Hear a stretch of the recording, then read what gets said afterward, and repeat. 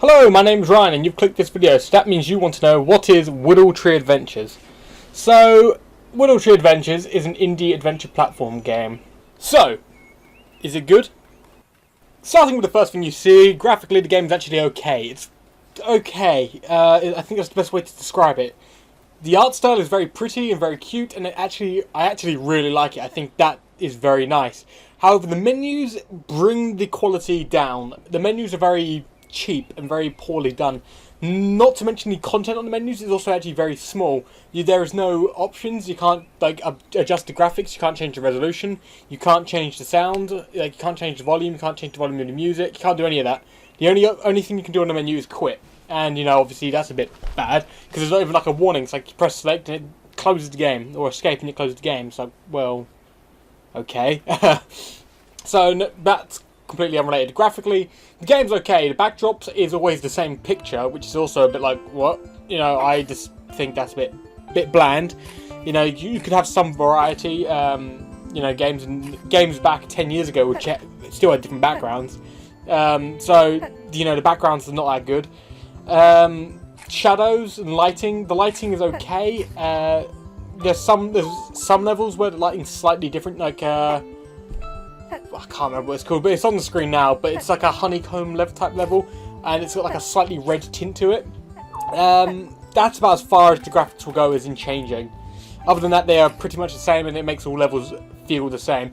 The levels don't feel amazingly different. There's nothing really there to make them feel different. The graphics certainly don't help. Although the art style was cute and very nice and very well done, it's just not there. If there was better shading, better shadows, better lighting, I think it would be a lot better.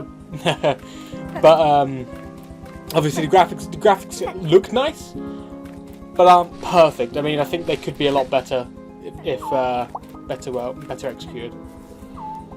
Next on the chopping block is the gameplay. What's it like? It's very simple. You can jump, attack, sprint, and that's it. The camera controls, and this is the worst part, are very basic. You can only zoom in and out. That is it. You've got no way of rotating the camera, moving the camera up or down. It's very, very basic, and to be honest, it's the worst part. It ruins everything. You can't do the jumps properly unless you have a good camera, and this game uses fixed cameras. So, 10 years ago, what did they start doing? Instead of giving you these pre-fixed cameras, they gave the player the ability to control the camera. And you know what? It worked. They didn't have to set these camera angles to help the player make these jumps. It was just easy to give them the control. It's not like you didn't have enough buttons. This was a computer game. You can use a mouse to control the camera and it would still work. And they didn't do it. And to be honest, it's not very good. If you can't make the jumps, it makes the game boring. It makes the game difficult for unnecessary reasons. And that is probably the worst part of the game, or gameplay at least. As for everything else, the attacks are pointless. I don't see the point in them, mainly because everything dies in one hit, including you. And if you do die, and you happen to kill the enemy at the same time, which believe it or not happens a lot, you just get sent back to the beginning. Nothing happens. You don't lose any of the sort of Appley currency type thing in the game. You don't lose you don't lose a life. There's no lives in the game, so just dying is pointless. The enemies being there is pointless. They're not a challenge, they're just there. Attacking enemies is also very slow. It's like this sort of delayed thing. It's not a quick snap attack, it's just meh.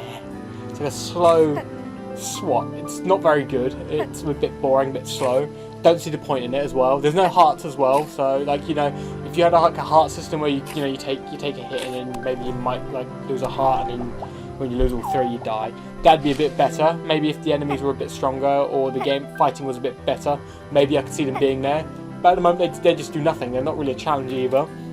So it's not really, there's no point in them being there. As for the jumping and the moving, that's fine. Although the only thing I would say is about the sprinting is I don't understand why that wasn't the default movement anyway. Why not just add a button for walking, sort of hold down shift and your character walks. It's a very standard thing. It happens in Minecraft. You hold down shift, your character walks. Fallout 3, if you walk in, you hold down Alt, your character will walk. It's more of a standard to have your character sprinting than to have them walking. The only game where sprinting is not the default is something like Grand Theft Auto, but that's something else. So that's basically everything about the actual way you play the game. Camera's bad, fighting's pointless, and yeah, As for the objective of the game, you have to collect 3 fairy tears, and the gameplay is very boring. Like, literally, you get all that gameplay I just mentioned, and you say, in that level there's also 3 fairy tears you have to find, and it's not fun. They're like, every level is like that. The levels also are not very big, and they're very linear, so there's nothing to explore, there's nothing really interesting in the world. You just gotta go find the 3 fairy tears, and that's it. There's also these apple type things that you find about, which can be used to get new weapons. As I said, kind of pointless once you got the first one that shoots tornadoes, because everything dies in one hit. It's kind of pointless if you ask me. But whatever. They're there, it's something to do, I suppose. Yeah, once you've played one level, you've played them all. The story is extremely basic. It's something along the lines of the forest is running out of water, so you must gather fairy tears to replenish it. And it's kind of like, oh, okay. And then, of course, you've got the story. Then, of course, it goes to the game. As for the music's okay. By itself, I'd say the music's actually pretty good. It's not bad. It's not unpleasant to listen to. It's just not very engaging. You know, when I think of a good soundtrack, I'll think of, say, The Legend of Zelda, or maybe even some of the Sonic games, or Mario. You know, these big games that have good music. This game has very slow music. The quality's not bad. It's just sort of slow, unengaging, and, to be honest, a bit boring. It's not the kind of game where I'd sit there and listen to the soundtrack just because I thought the soundtrack was good. It's okay, you know, it's not bad. It's not like, ugh, this music's terrible, but it's like, yeah, you know, if I was just sitting there, I would have something like a podcast lined up to listen to, or I'd watch a YouTube video whilst playing the game.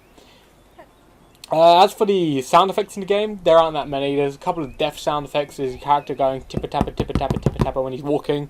And there's also obviously the enemy death animation, death sounds.